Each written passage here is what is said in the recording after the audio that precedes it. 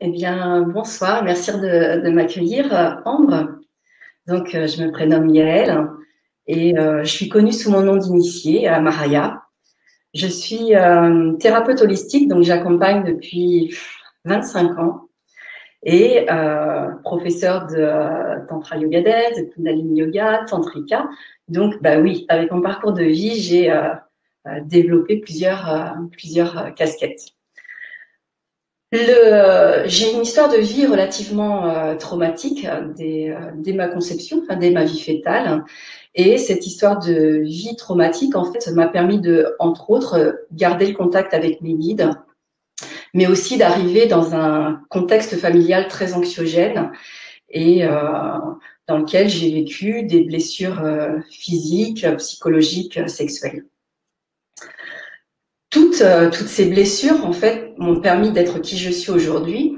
Et comme une âme assez orgueilleuse, au départ, je me suis construit un contexte où j'ai rencontré beaucoup de blessures. Au départ, j'ai pataugé dans ces blessures-là, en commençant par une blessure d'abandon à la naissance, mais juste avant, il y avait quand même eu une blessure de rejet aussi pendant la vie fœtale. Et j'ai multiplié le nombre de blessures, en fait. Euh, je suis régie à peu près par 6 blessures fondamentales et puis 2 qui sont un petit peu minorées, mais qui ont interagi dans ma vie. Et au tout départ, eh bien, à part patauger, je n'ai rien su faire d'autre, en fait. Donc, ça a été assez douloureux, sans que je comprenne quoi que ce soit. Et puis, à un moment donné, mes guides ont commencé à m'éclairer, en fait. Et ont commencé à m'enseigner et j'ai pu conscientiser qu'il y avait 12 scénarios de base dans lesquels, en tant qu'être humain, en fait, on venait s'inscrire. Alors, pourquoi on les appelle blessures fondamentales de l'âme? C'est parce que, en fait, avant de venir en incarnation, on est de l'autre côté du voile. Et de l'autre côté du voile, on se dit, mon âme a mémorisé un certain nombre de sujets et je veux remettre ces sujets en énergie, en fait. Et pour les remettre en énergie, je vais devoir m'y confronter dans la matière. Mais de l'autre côté du voile, tout est plutôt simple et facile. Donc, on se dit, oui, bah, je prends celle-ci, je prends celle-ci, je prends celle-ci, finger in the noise, je vais m'en sortir. Il n'y aura pas de souci. Et puis, vient le moment de l'incarnation et vient avec, en fait, le moment de l'oubli.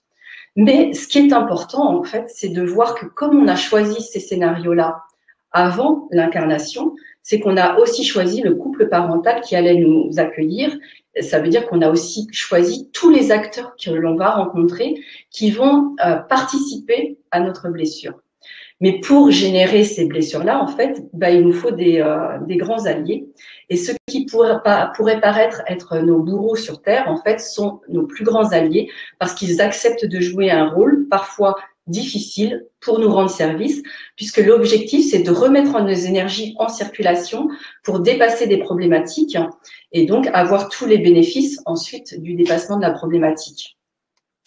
Donc, quand on est de l'autre côté du voile, c'est facile. En fonction de notre orgueil, on va choisir un plus ou moins grand nombre de blessures fondamentales. Et puis, on va venir en incarnation et on va perdre la conscience, en fait, d'être les acteurs, d'avoir choisi ces scénarios-là. Et ces scénarios-là, on va les rencontrer dès l'enfance parce que quand on arrive, on est comme un disque dur vierge, en fait. Et donc, on va, pendant les 7 premières années de notre vie, eh bien, construire nos problématiques. Et en fait, on va commencer à les construire pendant les 7 premières années. On aura un autre cycle de 7 ans jusqu'à 14 ans. Et puis, à un moment donné où on partira dans le monde, encore 7 ans de construction de blessures. Et là, on est parfaitement outillé. Sauf qu'on n'a pas encore fait notre retournement. Donc, on va rencontrer un premier scénario. Alors, si on prend un scénario... alors, une des premières choses qu'on rencontre quand on va dans le monde, on est à la recherche de l'amour, par exemple. Donc, on va rentrer en relation d'amour avec quelqu'un et puis ça va pas le faire. Vraiment, ça ne le fait pas. Et donc, il y a rupture de la relation. Alors, c'est douloureux, c'est vrai, mais on a encore beaucoup de foi et d'espoir, donc on va continuer à cheminer et puis on va avoir une deuxième relation. Et ça ne le fait toujours pas. Il se passe quelque chose qui ressemble drôlement à la fois précédente. Mais j'en prends pas encore ma responsabilité. En règle générale, à ce stade-là, j'accuse plutôt encore l'autre, l'extérieur, le monde. Et puis, je continue de cheminer. Puis, une troisième fois, ça m'arrive. Et là, je me dis, mais quel est le vecteur commun, en fait? Je suis le vecteur commun à cette situation qui se répète dans ma vie.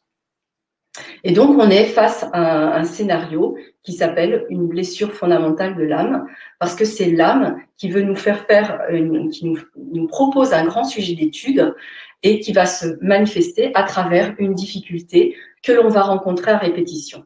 Et la difficulté qu'on a, en fait, c'est de prendre notre responsabilité par rapport à ce scénario-là.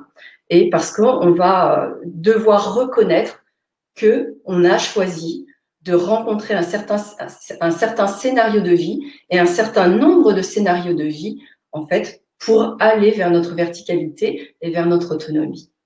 Donc, c'est un sujet, les blessures fondamentales de l'âme qui me tiennent à cœur parce que au départ, j'en ai été pétrie et ça m'a vraiment donné le sentiment de subir, d'être une victime au départ, en fait, avant de pouvoir prendre mes responsabilités.